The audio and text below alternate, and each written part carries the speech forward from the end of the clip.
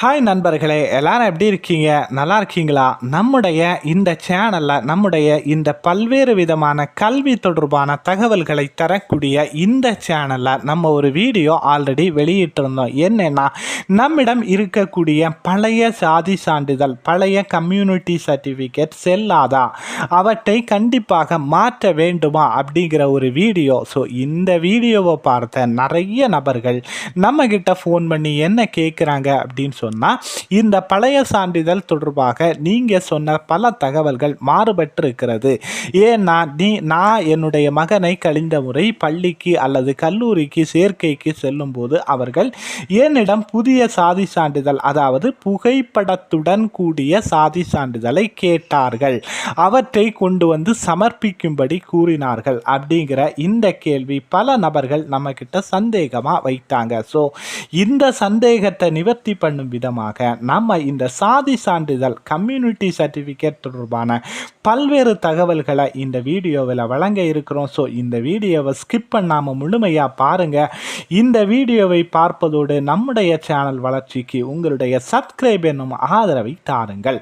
இந்த community certificate அப்படின்னா என்ன? கம்யூனிட்டி சர்டிஃபிகேட் அப்படின்னா நாம் எந்த சாதியை சார்ந்தவர், எந்த சாதி இனத்தை சார்ந்தவர் என்பதை அடையாளப்படுத்துவதற்காக நம்முடைய வில்லேஜ் ஆஃபீஸரோ அல்லது நம்முடைய ரெவென்யூ ஆஃபீஸரோ நமக்கு கவர்மெண்ட் தரப்பிலிருந்து தரக்கூடிய ஒரு அடையாள ஆவணம் அல்லது அடையாள சான்று அப்படின்னு கூட சொல்லலாம். இந்த சான்று, இந்த ஆவணம் எதற்காக பயன்படுகிறது அப்படின்னு கேட்டால், நம்முடைய பிள்ளைகளை பள்ளியில் சேர்க்கும் போது கம்யூனிட்டி சர்டிஃபிகேட் அப்படிங்கிற இந்த சாதி சான்றை கட்டாயமாக கேட்பார்கள். இந்த சாதிகள் இல்லையடி பாப்பா என்று சொன்னாலும் இந்த நம்முடைய நிர்வாக நடைமுறைக்காக இந்த சாதி சான்றிதழ் அரசுடைய பல்வேறு இடஒதுக்கீடுகளையோ அல்லது பல்வேறு சலுகைகளையோ பெறுவதற்கு இந்த சாதி சான்றிதழ் அப்படிங்கிறது மிக முக்கியமான ஒரு ஆவணமாக, மிக முக்கியமான ஒரு அடையாளமாக இது தமிழகத்தில் பயன்படுத்தப்பட்டு வருகிறது.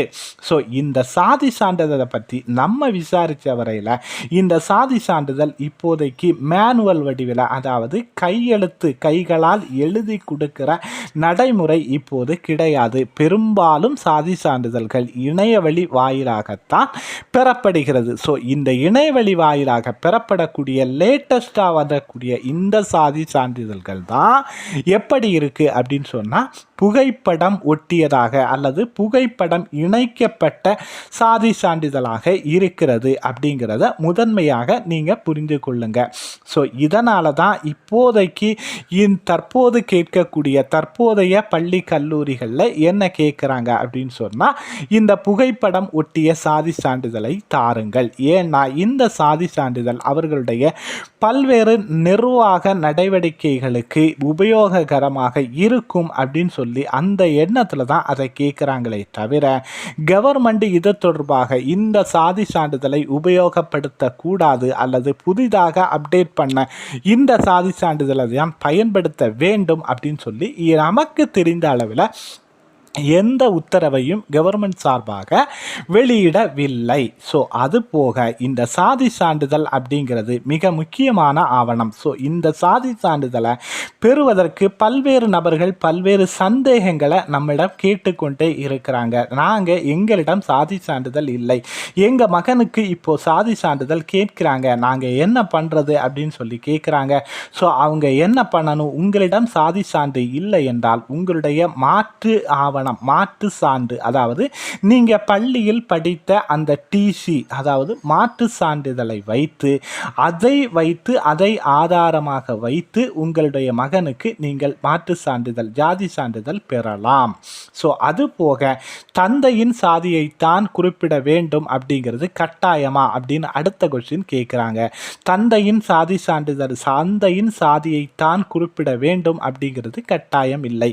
ஏன்னா எந்த இடத்துல இந்த சந்தேகம் வருதுன்னா, தந்தை ஒரு ஜாதியாக இருப்பார்கள், தாய் அடுத்த ஜாதியாக இருப்பார்கள். ஸோ தந்தையும் தாயும் வேறுபட்ட ஜாதியாக இருக்கும்போது தந்தை அல்லது தாய் இருவரில் யாரேனும் ஒருவருடைய ஜாதியை அடிப்படையாக கொண்டு பிள்ளைக்கு ஜாதி சான்றிதழ் பெறலாம். ஸோ மூத்த பிள்ளைக்கு எந்த அடிப்படையில், அதாவது தாயினுடைய ஜாதி சான்றை அடிப்படையாக கொண்டு பெற்றால் இளைய பிள்ளைக்கும் அதே ஜாதி சான்றிதழை அடிப்படையாக கொண்டு தான் ஜாதி சான்றிதழ் வழங்கப்படும். ஸோ இதை நீங்கள் முதன்மையாக கவனத்தில் கொள்ள வேண்டும். ஸோ இது போக உங்களுடைய பிள்ளை மேற்படிப்புக்காக செல்லும் போது பல இடங்களில் கல்லூரிகளில் புகைப்படம் ஒட்டிய சாதி சான்றிதழ் கேட்டால் நீங்கள் மறுக்காதீங்க.